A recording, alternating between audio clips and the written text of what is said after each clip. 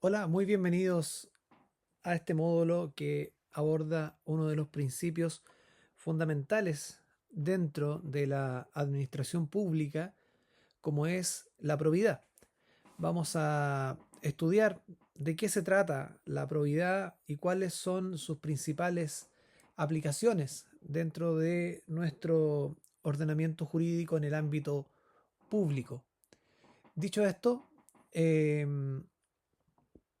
comentarles que este principio ha tenido mucha importancia en las últimas décadas, sobre todo a través de la implementación de distintas normas jurídicas, nuevas leyes que significaron un cambio en la moda, en la forma, perdón, de desarrollar la función pública. Hace ya varios años, el año 2003, se generó un acuerdo político que significó una importante, un importante compromiso de generar ciertos cambios eh, en distintos aspectos de la administración pública y que significaron a la postre la incorporación de distintas normativas como la ley de compras públicas, la ley de transparencia, luego la ley del lobby, la probidad, etcétera. De esta forma, este principio de probidad que fue consagrado constitucionalmente a través de la modificación del artículo octavo, eh, adquirió una importancia que hasta el día de hoy es trascendental para comprender cómo funcionan los procedimientos en el ámbito administrativo. Sin más, vamos a la gran interrogante, ¿qué es la probidad? Sin duda, hablar de probidad es hablar de un tema eh, que puede tener las más variadas definiciones y a propósito de lo cual nuestro ordenamiento jurídico nos entrega una definición. Este principio de probidad se encuentra, como dije, consagrado en el artículo octavo de la Constitución, que señala que el ejercicio de las funciones públicas obliga a los titulares a dar estricto cumplimiento al principio de probidad en todas sus actuaciones. Según lo señalado en la ley 18.575, que es la ley de bases generales de la administración del Estado, eh, la probidad consiste en observar una conducta funcionaria intachable y un desempeño honesto y leal de la función o cargo con preeminencia del interés general por sobre el interés particular. Dado este concepto, entonces tenemos tres claros elementos que a partir de este concepto normativo podemos extraer. Primero, una conducta intachable. ¿Por parte de quién? Claramente del funcionario público, quien desempeña esta labor y quien tiene como una de sus obligaciones el tener una conducta funcionaria intachable. Cuando hablamos de una conducta funcionaria intachable, si bien ahí dice funcionaria, una conducta funcionaria, hay que entender que esta conducta no solo se refiere a actividades que se desarrollen dentro de la jornada de trabajo. Y aquí estamos ya inmediatamente viendo algunos aspectos prácticos de este principio. El funcionario público tiene la obligación de tener una conducta intachable incluso fuera del lugar de trabajo y fuera de los horarios de trabajo. Se da el caso, por ejemplo, en mi región, la región de Los Ríos, en que hace algunos años un jefe de gabinete de un intendente, en esa época habían intendentes, un fin de semana, luego del respectivo paso por distintos pubs de Valdivia y quizás qué lugares, con unas buenas copas en el cuerpo, decidió invitar a sus amigos a conocer la intendencia. Había asumido hace poco, era jefe de gabinete, por ende dijo, los voy a invitar a conocer dónde trabaja el intendente de Los Ríos. Y le hizo un tour, sería a las 3 4 de la mañana, él y sus amigos, todos en un estado eh, bajo la influencia del alcohol por ser amable con la utilización de las expresiones. Y bueno, ¿qué pasó ahí, digamos? El funcionario estaba fuera de su horario de trabajo y esa conducta, ese hecho fue conocido por la prensa, por un medio de comunicación local, por la radio, eh, y esto significó que aquel jefe de gabinete perdiera su trabajo. Y pierde su trabajo porque evidentemente, eh, más allá de la opinión pública que puede criticar esta situación, aquí claramente no había una conducta intachable. Este funcionario, como buen jefe de gabinete, estaba contratado a honorarios, así que tal vez el ejemplo no es totalmente el mejor. Sin embargo, si ese funcionario fuese de planta, de igual forma se le pudo haber iniciado un proceso disciplinario, es decir, un sumario. Y fruto de ese sumario, él se pudo haber expuesto a las sanciones que se pueden aplicar por un sumario, es decir, la censura, la amonestación, la suspensión y hasta la destitución. Entonces, cuando hablamos de conducta funcionaria intachable, lo primero que quiero que tengan claro es que esa conducta tiene que ser en todo horario. Entonces, hay que tener mucho cuidado con lo que uno hace, incluso fuera del horario laboral. Ojo con las redes sociales, con las publicaciones que ahí se hacen, el no exponer al servicio donde uno trabaja. Eso puede ser sancionado perfectamente. Incluso la legislación em, eh, es coherente con este principio. Piensen ustedes que la ley de casinos contempla ciertas limitantes para aquellos funcionarios que manejan fondos públicos, quienes no pueden ir a la sala ingresar a la sala de juegos. No sé si lo sabían, digamos. Y hoy día es tan fácil, digamos, con una cámara fotográfica, con un celular, con la cámara del teléfono, digamos, sorprender a una persona y sacarle una foto, publicarla en las redes sociales o entregársela al superior jerárquico y eso en definitiva le puede costar el trabajo. ¿Quiénes manejan fondos públicos? Bueno, por ahí la prueba es fácil, quienes tienen la póliza, ¿no? La póliza de manejo de fondos públicos. Con eso se prueba. Pero no solo los que tengan la póliza, si en general todos los que manejen fondos públicos debiesen tener esa póliza, pero en definitiva eh, hay que tener cuidado. Hay que tener cuidado, digamos, en este tipo de situaciones. Y el ejemplo que les di del jefe de gabinete que recorría la intendencia en la noche o de ir al casino, esta última situación consagrada, perdón, confirmada en la ley de casino, hay que tener especial cuidado. Sobre todo en un mundo donde las comunicaciones hoy día están cada vez más fluidas y están las redes sociales, WhatsApp y todo este tipo de cosas. El segundo factor o elemento más bien es la función o cargo em, que es el que determina el ámbito de aplicación del principio, es un comportamiento, una conducta leal, correcta y leal. Em, que evidentemente tiene que ver con cumplir una serie de normativas de resguardo de secretos, por ejemplo, de no utilizar información privilegiada, etcétera. Es decir, hay una serie de situaciones que se pueden encuadrar dentro de una conducta que no es leal con el cargo, que no es correcta y que muchas de ellas están expresadas también en la legislación penal eh, a través de distintos delitos. Y finalmente está la preeminencia del interés general por sobre el particular. Es decir, siempre se debe privilegiar el interés colectivo, el interés general por sobre mi interés particular. Piensen como ejemplo em, lo que ocurrió hace ya varios años con la regulación del millaje.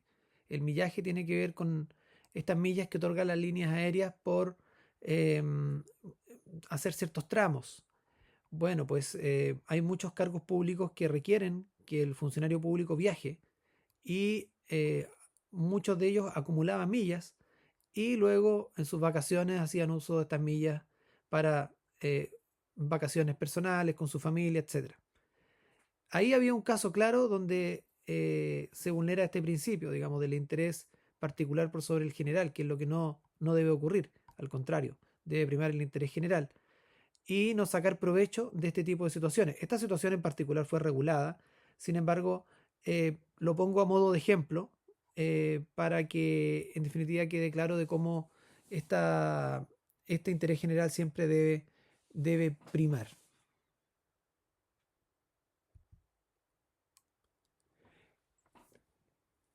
El artículo 55 de la Ley de Bases Generales de la Administración del Estado señala que el empleo de medios idóneos de diagnóstico, decisión y control como coadyuvante a la concreción de una gestión eficiente y eficaz en el marco del ordenamiento jurídico, la rectitud y corrección del ejercicio del poder público, la razonabilidad e imparcialidad de las decisiones, la rectitud de ejecución de las normas, planes, programas y acciones, y la integridad ética y profesional de la administración de los recursos públicos forman parte de este principio de probidad. ¿Ya? Entonces, aquí hay varios aspectos que se mencionan como parte de esta probidad. El empleo de medios idóneos de diagnóstico y decisión y control. Se habla de una gestión eficiente y eficaz en el marco del ordenamiento jurídico. Importante, digamos, está también eso dentro de los principios de la administración pública. La rectitud y corrección en el ejercicio del poder, va por la misma idea. Razonabilidad e imparcialidad de las decisiones, que no hayan caprichos, que no hayan personas privilegiadas. Aquí rige el principio de igualdad ante la ley, la imparcialidad que tienen que tener los servicios públicos, la rectitud y la ejecución de normas, planes, programas y acciones.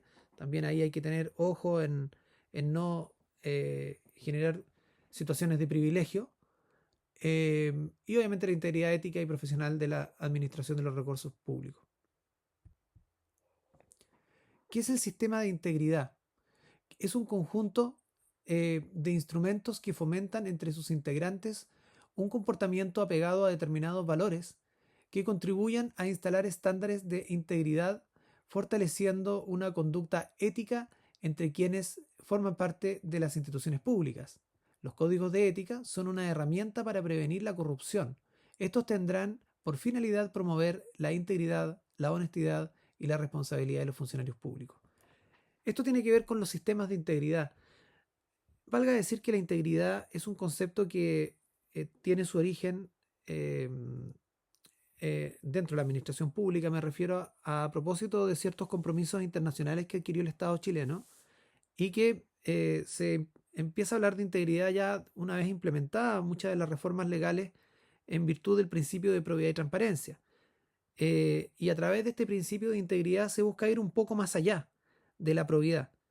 Basta solo pensar en la palabra integridad, que habla de una visión mucho más amplia, mucho más completa de ese estándar de comportamiento. Entonces, en virtud de este sistema de integridad, empiezan a implementarse en primer lugar los códigos de ética, que incluyen la participación de los funcionarios y que eh, lo que buscan es que los propios funcionarios puedan ver situaciones de riesgos que tengan que evitarse y que en definitiva no se incurra en conductas que puedan afectar a la probidad pública o a cualquier normativa legal que tenga que dar cumplimiento a ese servicio. Y eso tiene que ver con que se busca un cambio de conducta por parte de los funcionarios que va más allá de lo que dice el ordenamiento jurídico. Por eso es código de ética. La ética va más allá de lo legal. Y en definitiva intenta abordar una serie de situaciones que difícilmente el legislador va a poder regular. La idea es que los códigos de ética, las mismas personas funcionarios, puedan regular esos temas, digamos. Y eso es parte del sistema de integridad, de ir un poco más allá de la probidad. La probidad se consagró en distintas normativas, sí, pero la idea es ir un poco más allá. Por ahí me robé esta infografía, digamos, eh, donde se señalan los objetivos de la integridad: mejorar las competencias éticas de los funcionarios, prevenir actos de corrupción, faltas a la probidad y éticas públicas, fortalecer la confianza ciudadana en el Estado. Eso es lo que busca un sistema de integridad, ¿ya? Esos son los objetivos. Como ven, van más allá de la ley y son principios éticos que intentan cumplirse. Eso es lo que se busca lograr a través de la implementación de sistemas de integridad, ¿ya? Cuando se habla de prevenir actos de corrupción, entendamos la corrupción como lo contrario a probidad, ¿no? Cuando hablamos de probidad, de una conducta correcta y leal, de hacer, de privilegiar el interés general por el particular, de una conducta intachable, eh, lo contrario a eso es la corrupción. Por eso, cuando se habla de integridad, tenemos que tener como adversario siempre ahí los actos de corrupción. Y en ese sentido, siempre hay que tener especial cuidado con las medidas que se adopten a propósito del cumplimiento del sistema de integridad, con el objeto de prevenir este tipo de situaciones. Cuando ya llegamos a actos que impliquen la formalización de algún funcionario por algún acto de corrupción, ya es tarde. La idea es prevenir ese tipo de situaciones. Dado la importancia que tienen, repito los objetivos del sistema de integridad: mejorar las competencias éticas de los funcionarios, prevenir actos de corrupción, faltas a la probidad y éticas públicas, y fortalecer la confianza ciudadana en el Estado. Principios éticos para la acción administrativa. Estos principios son los siguientes: proceso de ingresos fundamentados en el principio del mérito y la capacidad. Ahí, digamos, se han implementado ciertas normativas. Pensemos en el sistema de alta dirección pública, por ejemplo, que ha tratado de generar modificaciones legales que permitan el acceso a la administración pública de ejecutivos que tengan una alta perfección técnica por sobre criterios políticos. En cuanto al resultado de la aplicación de estas medidas, evidentemente, bueno, la alta dirección pública también fue uno de las leyes que se implementó fruto de este acuerdo político. Sin embargo, uno podría cuestionar o no la presidencia del factor político. La verdad, eh, uno, más allá de lo que dice la ley, y yo creo que uno como expositor tiene que dar cuenta de la realidad. Sabemos que hay cargos que se deciden políticamente de igual forma, y el sistema de alta dirección pública es perfectible, tiene falencias, y de una otra forma pueden haber criterios políticos todavía que influyen ahí. Y es un sistema que es solo para el ingreso. O sea, se puede nombrar una persona y la desvinculación de esa persona obedece a factores políticos también. Entonces, hay ahí que puede o no ocurrir, la verdad, pero es posible, porque el sistema de alta dirección pública se refiere al ingreso, no a la desvinculación. Si bien hay compromisos, hay que cumplir con ciertas metas para dar continuidad y aprobar los convenios de alta dirección pública. La verdad sea dicha, los cargos siguen siendo de confianza, y si hay cambio de gobierno muchas veces pasa que quien llega pide los cargos simplemente y está dentro de sus facultades. Es por eso que el sistema de alta dirección pública tiene necesariamente que avanzar hacia un sistema que de una u otra forma dé más estabilidad también en los cargos, porque si hablamos de eficiencia, de eficacia, indudablemente el que haya tanta rotación de personas en determinados cargos no contribuye a que se preste un buen servicio. Segundo, la capacitación orientada al perfeccionamiento de la labor pública. Evidentemente la capacitación está regulada en el estatuto administrativo, pero más allá de eso siempre es importante consagrar en esos planes anuales de capacitación temas que tienen que ver con la probidad, con la integridad, y en definitiva fortalecer ese aspecto de la administración. También evidentemente hay temas técnicos que tratar, pero indudablemente estos temas tienen que sí o sí estar presentes dentro de los planes anuales de capacitación. Eh, Ambiente laboral positivo. Ese es otro de los principios éticos para la acción administrativa. El ambiente laboral positivo, eh, y resulta oportuno en este punto tratar, por ejemplo, las modificaciones de la ley Karin, que más que sanciones ante situaciones que puedan constituir acoso laboral, acoso sexual o violencia en el trabajo, lo que hace es tratar de generar un cambio en la cultura del funcionario público, en el clima laboral, generar ambientes de trabajo que sean respetuosos de cada uno de los integrantes. Por eso que la ley Karin, incorporada a la administración pública, contempla la obligación de tener un protocolo preventivo de situaciones que puedan constituir acoso laboral y sexual y violencia en el trabajo. Y ese protocolo preventivo está llamado a generar un cambio importante en cómo se hacen las cosas, el poder conversar ciertos temas que hasta ahora no se han conversado, a propósito del ambiente laboral positivo, no sé, pensemos en los sobrenombres, los apodos, el chisme, los comentarios, la crítica al colega, la ley del hielo, o sea, hay muchas situaciones que a lo mejor en la legislación actual difícilmente se generan instancias para poder tratarlos. Y la ley CARI lo que busca a través de los protocolos preventivos es justamente esto. Pero indudablemente la ley CARI, que es la ley 21.643, eh, tiene todo este impulso, digamos, pero el éxito o fracaso de esta medida va a depender de los propios funcionarios. Eh, Porque fácilmente se puede implementar un protocolo preventivo que puede quedar guardado en el cajón, que no se aplique. La idea es que los propios funcionarios puedan ser impulsores de estas materias, que se generen buenos protocolos, porque, y cuando digo buenos protocolos, sí, la suceso generó algunas directrices al respecto, e incluso es un protocolo tipo, pero la importancia de esto es que cada servicio público adapte estos protocolos preventivos a su propia realidad. Porque no es lo mismo una persona que ve proyectos en un servicio a alguien que atiende público. De una u otra forma, la persona que atiende público está expuesta a situaciones complejas. Em, lo mismo los conductores. Y cada labor dentro de un servicio público tiene un riesgo, que son riesgos psicosociales, en definitiva, que pueden generar problemas de em, licencias médicas por salud mental y este tipo de cosas que en el fondo esta ley, a través de estos protocolos, pueden evitar.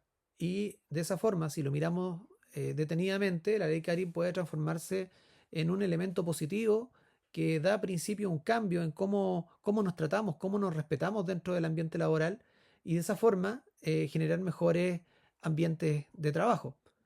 A propósito de esto, cuando se habla de ambiente laboral positivo, hay que entender y de la ley Karin, ¿verdad? Hay que entender que la ley Karin, que ya está en vigencia, no solo busca sancionar al jefe que incurre en alguna conducta de acoso con subalternos, sino también sancionar a situaciones que se den entre colegas, entre pares, e incluso el acoso que puedan hacer subalternos al jefe. Es como cuando le vamos a hacer la cama al jefe para que se vaya.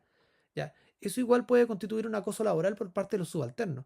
Entonces aquí lo que se trata es dar una mirada integral y en definitiva prevenir ciertas situaciones que puedan significar que alguien lo esté pasando mal en el trabajo. Si al final uno tiene que pensar que un alto número de horas en el día se lo pasa en el trabajo, la idea es que sea un lugar agradable donde trabajar.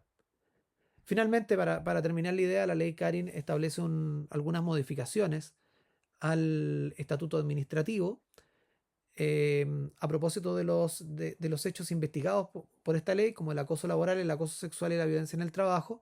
Y eh, se establecen algunas reformas, se incorporan algunos principios al sumario, pero más allá de eso se le da un rol también a la Contraloría para que pueda intervenir en situaciones en que el jefe superior del servicio no quiere investigar o si bien se inició un sumario por estos temas, em, se niega a aplicar una sanción. En definitiva, se establecen mecanismos de mayor transparencia en el sumario administrativo. Para la empresa privada lo que se hizo fue crear un procedimiento nuevo de investigación y sanción, pero eso solo se aplica a la empresa privada. De hecho, hay un reglamento que dictó el Ministerio del Trabajo, pero se aplica solo a la empresa privada. Para el servicio público, lo que sí es obligatorio es el protocolo preventivo y las modificaciones, evidentemente, al procedimiento de responsabilidad administrativa, que es el sumario administrativo. Eso en cuanto a este punto que vemos los ambientes laborales positivos y en concreto la aplicación de la ley Karin. Identificación con el organismo, eso se refiere al compromiso, es uno de los factores por lo demás que se analiza en las calificaciones.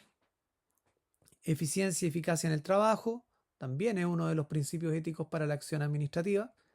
La actuación guiada por los principios de igualdad y no discriminación.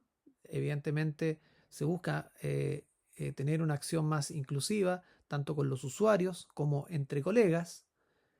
Em, y silencio de oficio, es decir, la reserva de la información privilegiada. Em, muchos de nosotros, yo todavía me considero un funcionario público, pese a que ya no lo soy, pero toda mi vida lo he sido, accedemos a cierta información que no tenemos que andar divulgando, porque puede significar un riesgo para el servicio, para una decisión de la autoridad, o expone a algún colega o expone a algún usuario. Pensemos en las fichas clínicas, en un montón de situaciones que evidentemente hay que tener cuidado y que dicen relación con este principio ético de la acción administrativa.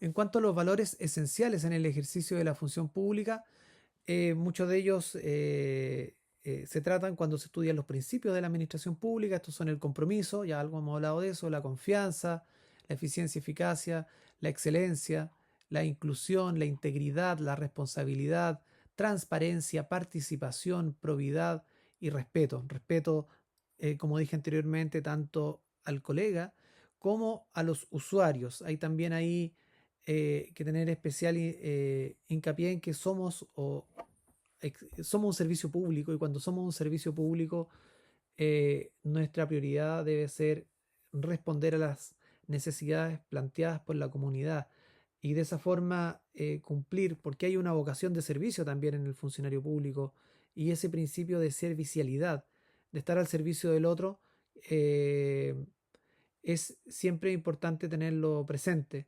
Eh, los servicios públicos no son un banco o una tienda que puede cerrar cuando el dueño lo quiera por cualquier motivo. Los servicios públicos no pueden cerrar, siempre tienen que estar dispuestos para atender a la comunidad. Y es por eso que la función pública es distinta eh, que el desempeñarse en la empresa privada. Muchas veces, tal vez a muchos de ustedes les ha pasado que reciben críticas por parte de personas que no son funcionarios públicos. Ustedes, los funcionarios públicos, no hacen nada, atienden mal, em, tienen días administrativos, ojalá nosotros en el mundo privado lo tuviésemos, pero también sabemos que existen obligaciones para los funcionarios públicos. Existen también cargas que para las personas que no trabajan en el mundo público no existen. Pensemos, por ejemplo, en los delitos funcionarios, que son delitos especialmente regulados para los funcionarios públicos. Pensemos en los sistemas de turno, pensemos en una serie de situaciones que se dan en que se nota claramente la diferencia de trabajar en un servicio público que en uno privado, que en el mundo privado. Eh, Avancemos con la presentación. El dictamen 33.207 de diciembre del año 2019 señala que en virtud del principio de probidad y la normativa que lo regula, obliga a todo aquel que desempeña una función pública y a los servidores públicos en el ejercicio de sus respectivos cargos a abstenerse de promover mensajes que, a través de cualquier medio de comunicación social, inciten al odio u hostilidad hacia personas en razón de su sexo, religión, nacionalidad, orientación sexual y discapacidad, entre otros, ya sea dentro o fuera de su jornada de trabajo, y en consecuencia la infracción al referido deberá cargar las responsabilidades y sanciones que el ordenamiento jurídico ha contemplado para tal efecto. Interesante este dictamen de Contraloría, puesto que se refiere a algunas de las situaciones que nosotros hemos conversado acá, en el sentido de que, primero que claramente se deja establecido ahí eh, lo de la jornada de trabajo, dentro o fuera de la jornada de trabajo. Y se hace mucho hincapié en promover mensajes a través de cualquier medio de comunicación social. Ojo, las redes sociales, hay que tener cuidado con lo que se escribe. Incitar al odio, la hostilidad hacia personas a razón de su sexo, la discriminación, la religión, la nacionalidad, la orientación sexual. Hay ahí un dictamen interesante que siempre es bueno tener presente cuando se habla de inclusión, cuando se habla eh, de la no discriminación. No son solo normas que están en la Constitución como normas de buena crianza, sino tienen una aplicación práctica, y eso es lo importante, de que se establezcan normas de carácter legal o jurisprudencia administrativa, como es el caso de la Contraloría General de la República. Vamos a ver algunas aplicaciones de el principio de probidad. No voy a profundizar en cada una de ellas, claramente, porque no es el objetivo de este módulo. Sin embargo, es bueno que, dado que hemos hablado de la importancia de este principio de probidad, conozcan en qué normativas de las públicas evidentemente se ve consagrado este principio y cuáles son sus principales implicancias. Vamos primero a la ley 18.575, la Ley Orgánica Constitucional de Bases Generales de la Administración del Estado, que establece y que regula evidentemente este principio de probidad cuando habla de la obligación de respetar la probidad, las inhabilidades para ingresar a la administración. Ustedes saben que hay ciertas inhabilidades establecidas en esta ley que generan que una persona pueda verse impedida de acceder a ese servicio, por ejemplo, por razones de parentesco u otras, y esos están acá, digamos, están establecidas en esta ley de bases generales de la Administración del Estado. A propósito de lo que conversamos de la ley CARI, es justamente en esta ley donde se incorpora la obligación de los servicios públicos de tener un protocolo preventivo. Entonces, ¿cuál es la importancia de que se incorpore en esta ley? Que esta ley es amplia, es general, se aplica a todos los servicios públicos. Entonces, no es que algunos servicios centralizados sí, las municipalidades no, se aplica a todos, ¿ya? La ley Karin incorporó modificaciones a la ley de bases, el protocolo concretamente, y generó algunas modificaciones concretas al estatuto administrativo y al el estatuto administrativo para funcionarios municipales, que son muy parecidas en la una de la otra y que tiene que ver con las modificaciones al sumario. Y también se incorporó alguna modificación a la ley orgánica de municipalidades a propósito del alcalde, porque si el acosador es el alcalde, acosador sexual o acosador laboral, y se prueba, pues esto podría significar incluso la remoción del cargo. Otra de las aplicaciones concretas del principio de probidad en esta ley de bases generales de la administración son las incompatibilidades de funciones. O sea, si estoy en un cargo no puedo desempeñar otro. Un parlamentario no puede ser a la vez alcalde, ¿me entienden? Declaración de intereses, algunos cargos públicos, los que tienen mayor relevancia, de acuerdo al grado, a eso me refiero con relevancia, todos son relevantes, ¿verdad? Pero me refiero a mayores grados, utilizando mejor la expresión. Además de los fiscalizadores y otros, tienen que efectuar una declaración de patrimonio e intereses cuando ingresan a un cargo, cuando se van, y anualmente, el mes de marzo, ir renovando esa declaración. Eso tiene que ver justamente con una aplicación práctica del principio de probidad que en el fondo permite saber con qué capital o con qué patrimonio una persona llega y con qué patrimonio se va. Hay un delito también dentro del Código Penal que justamente sanciona el enriquecimiento sin un motivo concreto, digamos, sin una causa concreta, digamos, para un funcionario público. Entonces es importante dar cumplimiento a esta declaración de intereses. La Contraloría tiene una plataforma al respecto y bueno, quienes han hecho su declaración sabrán todas las modalidades que esta tiene, las cosas que hay que ir completando y en definitiva es bien variada la información y se refiere a patrimonio, no sé, desde tener acciones hasta bienes inmuebles, vehículos, etcétera.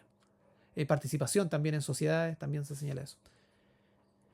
Otra de las aplicaciones es las contravenciones al principio de probidad, que también se señalan en esta Ley de Bases Generales de la Administración del Estado. En el Estatuto Administrativo, ¿cómo tiene aplicación esto del principio de probidad? En las obligaciones de los funcionarios, en las prohibiciones de los funcionarios. Vamos a ver algunas prohibiciones y algunas obligaciones más adelante a propósito de esto de la aplicación práctica. Por eso no me voy a detener en esto ahora. Las incompatibilidades de funciones y por supuesto la responsabilidad administrativa. Cuando hay situaciones que pueden significar una vulneración grave del principio de probidad, se puede llegar perfectamente a la destitución. Es bastante amplio en realidad el principio de probidad. Por eso siempre hay que tenerlo presente. Incluso a las autoridades que son democráticamente elegidas, una de las causales de remoción del cargo es justamente la falta grave al principio de probidad. Hay una ley que es la 19.653 sobre probidad administrativa aplicable a los órganos de la Administración del Estado. Esto incorpora la definición legal de probidad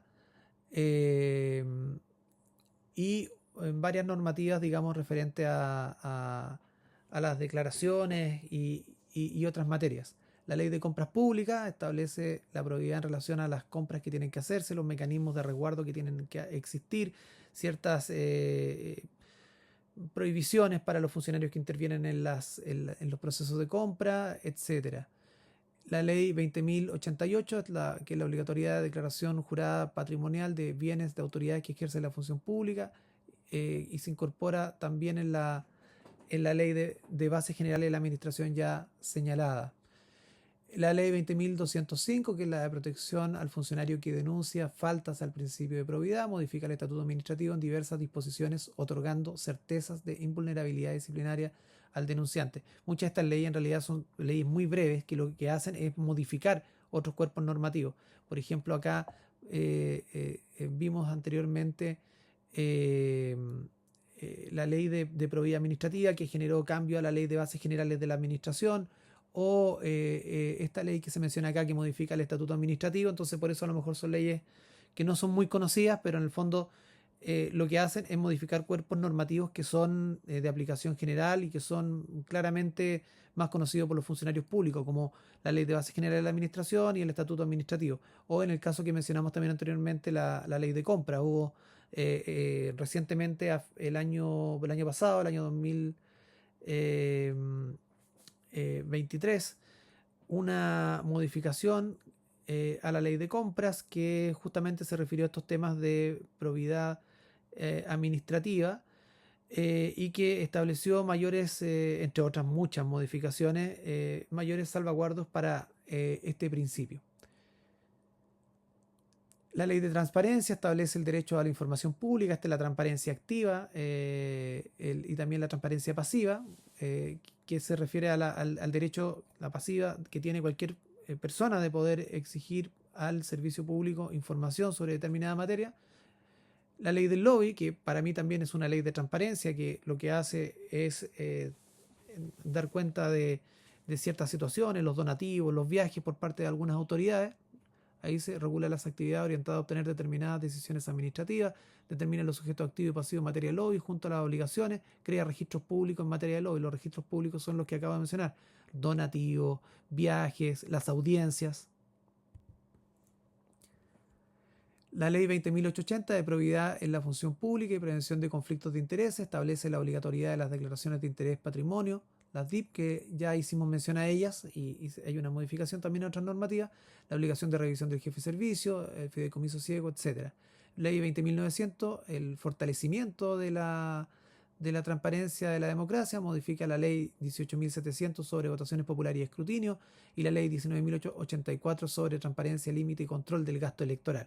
Como ven, la aplicación del principio de probidad es bastante amplia. No tratamos cada uno de ellos, evidentemente, porque escapa un poco al interés de este módulo, pero en el fondo es para que vean la trascendencia que tiene este principio. Conflictos de intereses. Por definición, el interés es el valor de algo, la inclinación del ánimo hacia un objeto, una persona, o la conveniencia o beneficio en el orden moral o material. También significa provecho, utilidad, ganancia o lucro producido por un capital. Conflicto, por otra parte, es un problema, cuestión o materia de discusión, o también un apuro, situación desgraciada o de difícil salida, como asimismo coexistencia de tendencias contradictorias en el individuo, capaces de generar angustia y trastornos neuróticos. Un conflicto de interés se produce cuando concurren a la vez interés general propio del ejercicio de las funciones con un interés particular, sea o no de carácter económico, de quien ejerce dichas funciones, o de terceros vinculados a él determinados por la ley, o cuando concurren circunstancias que le restan imparcialidad en el ejercicio de las competencias. Ahí hay que tener cuidado con esto del interés general con el interés particular. Hay normativas que establecen, por ejemplo, la obligación de abstención y permiten recusar en algunos casos a un funcionario que tenga un interés comprometido. Por ejemplo, pensemos en el sumario administrativo: se puede recusar al fiscal cuando tiene un interés en el caso, cuando hay una amistad o enemistad manifiesta con alguno de los involucrados. la ley de procedimiento administrativo también establece algunos casos del deber de abstención para evitar en términos generales este conflicto entre el interés particular con el interés general. Riesgos que generan los conflictos de interés. ¿Por qué son especialmente, ¿cómo decirlo?, situaciones de riesgo, este tipo de situaciones? Primero, ocurrencia de operaciones fraudulentas y o corruptas. Evidentemente hay una serie de delitos que tienen que ver justamente con este conflicto de interés, entregar información privilegiada, el divulgar secretos y otras situaciones que dan cuenta de que el funcionario público tiene que tener un especial cuidado con este tipo de situaciones. Siempre uno piensa en las compras públicas, ¿no? Bueno, puede tener interés, conocido el que compra, qué sé yo, pero hay muchos otros como los que acabo de mencionar. La revelación de secretos, la ficha clínica, un montón de situaciones que hay que tener especial cuidado.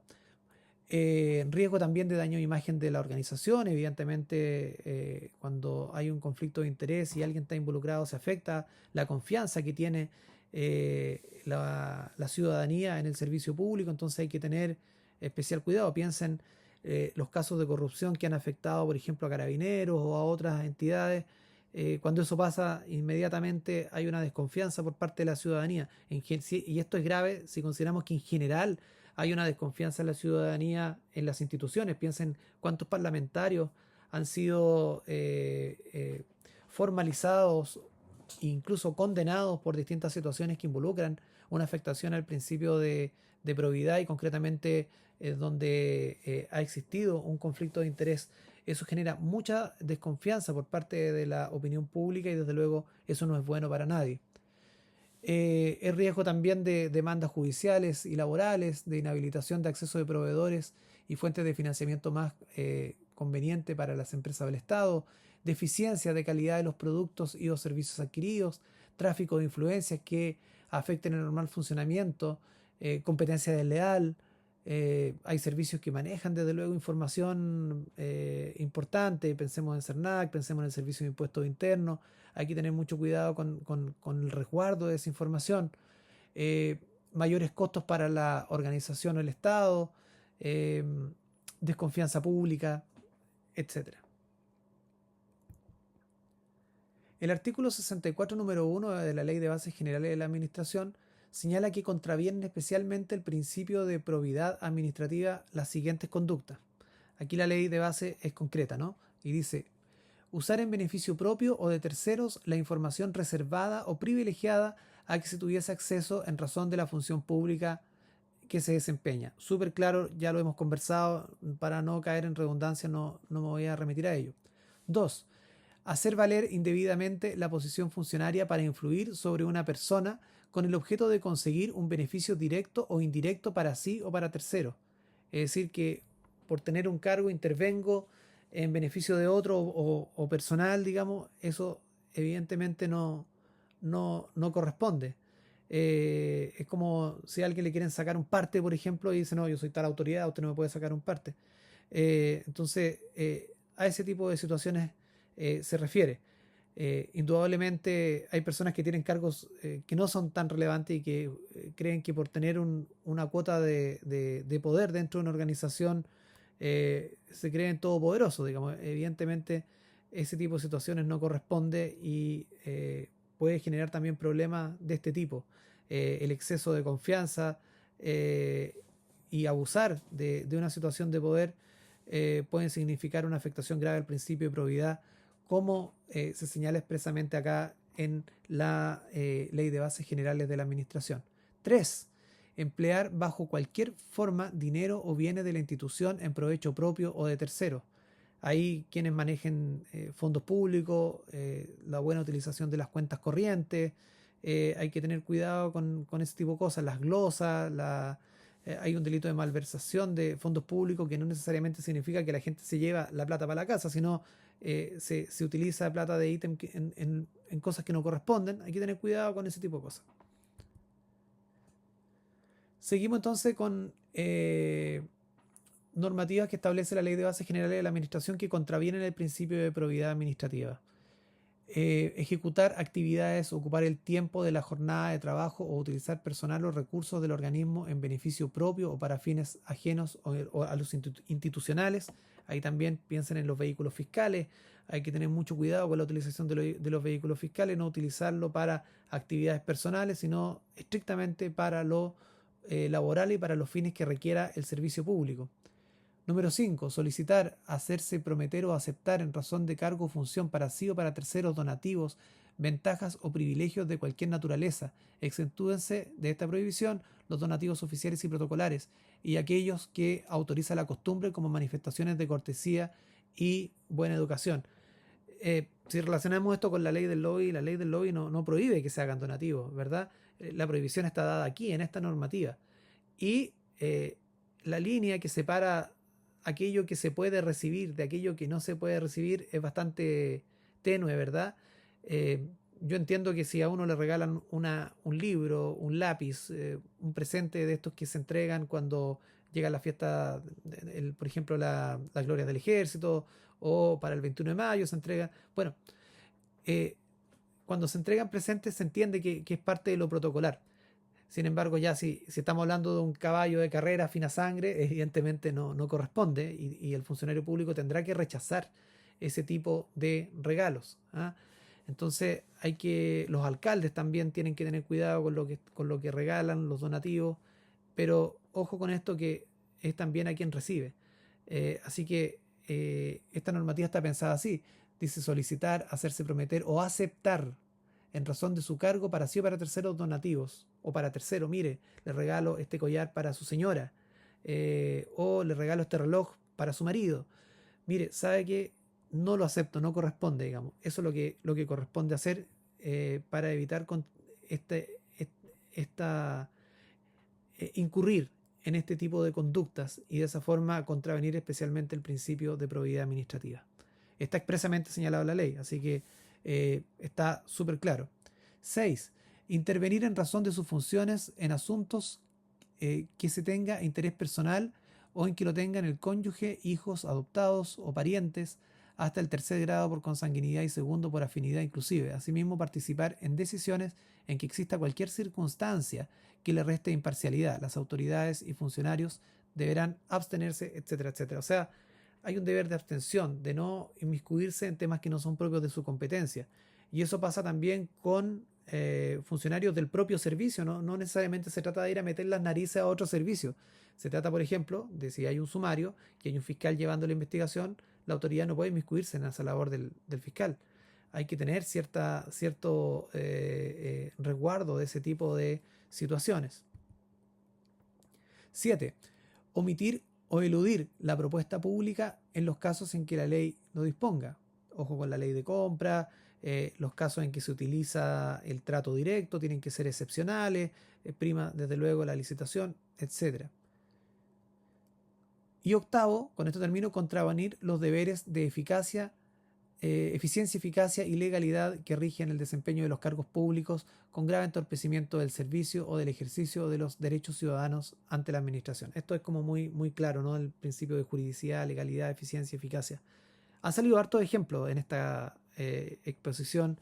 Desde luego, me imagino que ustedes están también recordando muchas cosas que han aparecido en la televisión, en la prensa, que involucran a funcionarios públicos y que desde luego tienen que ver con este principio. Destitución como consecuencia de la falta grave a la probidad administrativa. Algo mencionamos al respecto. La ley establece que, calificado un hecho como falta grave a la probidad administrativa, la administración debe aplicar la sanción de destitución. Sin embargo, la jurisprudencia administrativa mayoritaria de la Contraloría ha considerado que es posible la ponderación de atenuantes en el caso de la infracción grave a la probidad administrativa, como por ejemplo lo que es la irreprochable conducta anterior, es decir, no tener una conducta previa que sea equivalente a la que se sanciona cuando hay una afectación al principio de probidad administrativa. Eh, Desde luego nadie se quiere exponer a esto, pero siempre es bueno tener presente esto. La falta grave a la probidad administrativa puede traer como consecuencia la destitución. Eh, la ley Karin incorporó a esto el acoso laboral como una falta grave al principio de probidad. Entonces, hay que tener especial cuidado en las normativas que hemos analizado en este módulo y dar cumplimiento estricto a este principio que, como vimos, tiene las aplicaciones más variadas y repercusiones en muchísimas otras normativas. El artículo 52 de la Ley de Bases Generales de la Administración señala: las autoridades de la Administración del Estado y los funcionarios de la Administración Pública, sean de planta o contrata, deberán dar estricto cumplimiento al principio de la probidad administrativa. Todo aquel que desempeñe función pública, desempeña funciones públicas, cualquier persona que cumple una actividad pública en procura de un interés general, por lo que tal expresión no se reduce únicamente a quienes revisten la calidad de empleados públicos sometidos al estatuto administrativo, tal como lo señala el dictamen 22.527 del año 2010 de este origen. Es decir, a los funcionarios honorarios también se le aplica este principio de probidad. No es solo para los plantas y contratas. Ustedes dirán, bueno, si viene un sumario y está honorario, no le pasa nada. Bueno, sí le pasa, porque el sumario tiene por objeto no solo aplicar sanciones, sino también investigar cómo ocurrieron los hechos. Y si fruto de ese sumario se investiga que un hecho X efectivamente ocurrió y estaba involucrado en la afectación al principio de probidad un funcionario honorario, a ese honorario le puede costar la continuidad de su contrato. Así que hay que tener mucho cuidado porque bueno, aquí el dictamen de Contraloría es súper claro. La probidad administrativa se aplica a todos, no solo a los plantas y contrata. La jurisprudencia de la Contraloría General de la República ha entendido que el principio de probidad se extiende también a los honorarios y empleados bajo el Código del Trabajo, pues son servidores públicos. Hay servicios públicos que tienen funcionarios bajo el contrato del trabajo. Pensemos en la municipalidad, el médico que toma los exámenes cuando uno va a renovar su licencia de conducir o cuando va a obtener ese documento. Hay servicios completos que se rigen por el Código del Trabajo. Cercotec, tengo entendido, Corfo, los tribunales ambientales. Así que hay funcionarios públicos que se rigen por esta norma. Expresa que quienes se desempeñen como contratados a honorarios en la administración pública deben observar el principio de probidad administrativa en el desarrollo de sus tareas encomendadas en virtud del respectivo acuerdo de voluntades, por cuanto, si bien no son funcionarios públicos, tienen el carácter de servidores estatales y realizan una función pública. Ahí hay un dictamen ya más actual del año 2016 que ratifica lo que se dijo anteriormente, no referente al Código del Trabajo, sino lo que vimos en la lámina anterior, sobre que este principio de probidad se aplica también a los funcionarios honorarios. El principio de probidad, señala el último párrafo, debe necesariamente vincularse con el artículo 61 del Estatuto Administrativo, que establece las obligaciones funcionarias, que vamos a ver ahora, así como las prohibiciones que establece el Estatuto Administrativo. Hagamos un repaso rápido por estas obligaciones y prohibiciones. No voy a entrar a cada una de ellas, porque evidentemente se nos alarga el módulo y porque también no es materia esencial del curso. Sin embargo, seleccioné en la presentación las principales obligaciones que establece el Estatuto Administrativo, a propósito de lo que dice ahí ese párrafo, y también las prohibiciones, para que, en definitiva, no está de más recordarlas, ¿ya? Porque muchos de ustedes se rigen por esta normativa y evidentemente no está de más recordar cuáles son mis obligaciones funcionarias y mis prohibiciones.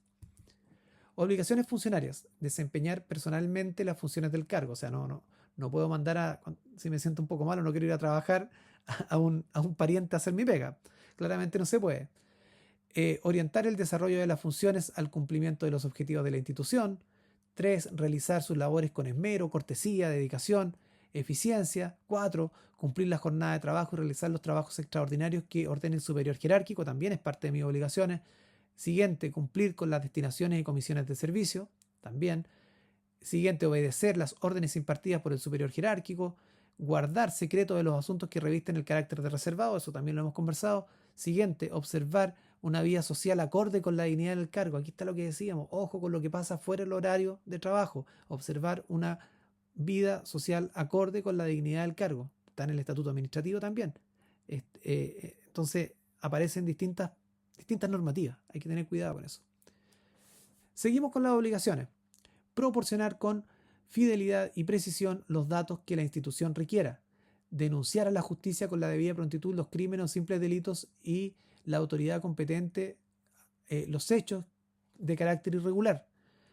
Ojo ahí también con la posibilidad de representar los funcionarios públicos cuando reciben una orden de parte de su jefatura y ustedes se dan cuenta de que es una orden que va a incurrir en una ilegalidad, pueden representar, es decir, por escrito ustedes le dicen, jefe, esta situación no corresponde porque afecta al artículo tanto, la ley tanto, y nosotros no podemos acceder o no podemos realizar tal acción.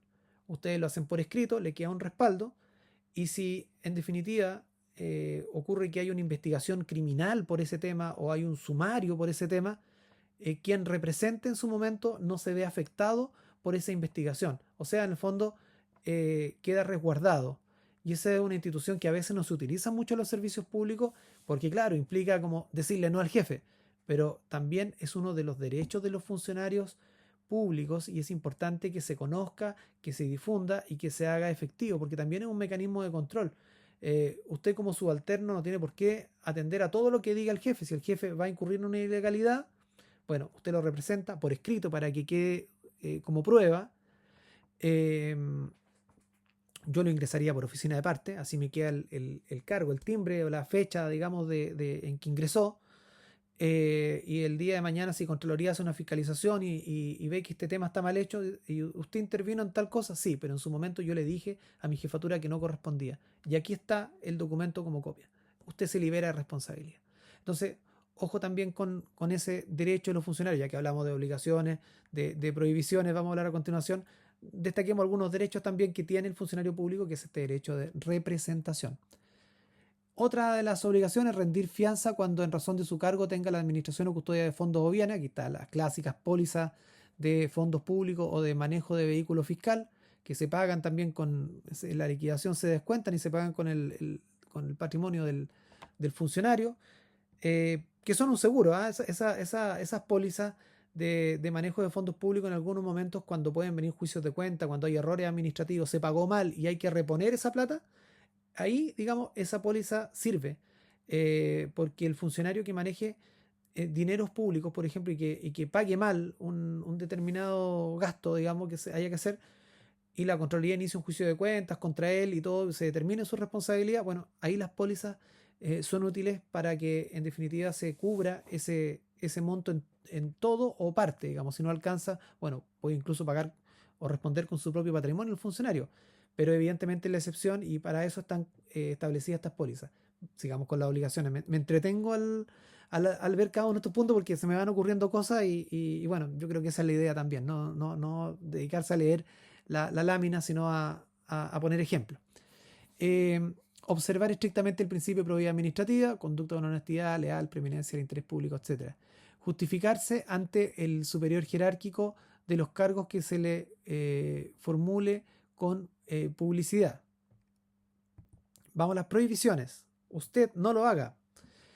Ejercer facultades o atribuciones o representación de las que no esté legalmente investido, intervenir en asuntos en que tenga interés él o su cónyuge, sus parientes consanguíneos o por afinidad, actuar en juicios ejerciendo acciones civiles contra el Estado, salvo que se trate de derechos que les atañen directamente. Está prohibido también intervenir ante los tribunales como parte, testigo, perito y declarar en juicios que tenga interés del Estado sin previa comunicación a su superior. Se puede hacer, pero hay que comunicar al superior. Dilatar innecesariamente asuntos o trámites, evidentemente eso altera el principio de eficiencia y por consecuencia también la probidad. Solicitar, hacerse prometer o aceptar donativos, también nuevamente aparece acá, hay que tener cuidado con eso. Realizar actividades o utilizar personal, material o información reservada, confidencial para los fines ajenos a los institucionales, también lo hemos conversado. Realizar actividades políticas o usar su cargo para o bienes institucionales, no se puede ir en el vehículo fiscal a una campaña política. Hubo un intendente también en mi región que se bajó del auto fiscal con la propaganda de un candidato y le costó el cargo. Otra prohibición: organizar o pertenecer a sindicatos, dirigir o participar en huelgas, interrumpir actividades, retener personas o bienes y otros actos que perturben el normal funcionamiento de las instituciones. O sea, no es que no se pueda pertenecer a los gremios, sino que perturben el normal funcionamiento de las instituciones. Hay una prohibición ahí. Atentar contra los bienes del Estado, destruir materiales o equipos, incentivar a destruir, inutilizar o interrumpir instalaciones, que es evidente esto, no vale la pena más comentarios. Realizar actos atentatorios a la dignidad de los demás funcionarios, acoso laboral y sexual. Eso también está prohibido y se incorpora expresamente en nuestro ordenamiento jurídico, más allá de la ley Carin. Evidentemente esto es algo que afecta el principio de probidad. Para finalizar, aquí hay un recuadro, señala los recuadros del principio de probidad, donde aparecen muchas de las normativas que ya mencionamos. La declaración de intereses y patrimonio, evidentemente esa declaración es un recuerdo a la probidad para que se transparente con qué monto, con qué patrimonio llega, con cuál se va el funcionario. La ley del lobby, que como dije anteriormente da publicidad o transparencia a una serie de acciones que realiza un funcionario público que tiene que tiene cierto poder, que tiene cierta relevancia dentro de la administración. No todos están sujetos a la ley del lobby, pero sí aquellos que tienen un rol decisorio importante dentro de la administración. Procedimientos disciplinarios. También, bueno, me refiero al sumario, a la investigación sumaria. Se señala acá también los juicios de cuenta, que son los juicios que se realizan al interior de Contraloría, fruto de un reparo por un gasto mal hecho que haya realizado la entidad, y va contra quienes firmaron el decreto, contra la autoridad máxima, contra el DAF, contra tesoreros si es que hay, control, etcétera. Delitos funcionarios: hay delitos especialmente señalados para los funcionarios públicos, ya algo les comenté. Inhabilidades: también hemos conversado de las inhabilidades. Y las incompatibilidades: no se pueden desempeñar dos cargos de cierta naturaleza en el mismo instante. Dicho esto, concluimos este módulo de probidad. Sé que es mucha información que les he transmitido. Les dejaré en la plataforma material escrito que pueden analizar, véanlo, descárguenlo y guárdenlo, porque les puede servir en algún momento si tienen alguna duda, alguna inquietud. Desde luego también estamos dispuestos a atender sus inquietudes. Está mi correo electrónico al inicio de la presentación. Pero también es importante, como les digo, tener estas materias siempre presentes y, en definitiva, eh, puede servir para orientar a algún colega, a alguien que ingrese a la administración o para distintos fines. Así que, sin más, agradecer su atención y desde luego espero haber contribuido a su conocimiento sobre este principio tan importante para los funcionarios públicos como es el principio de probidad.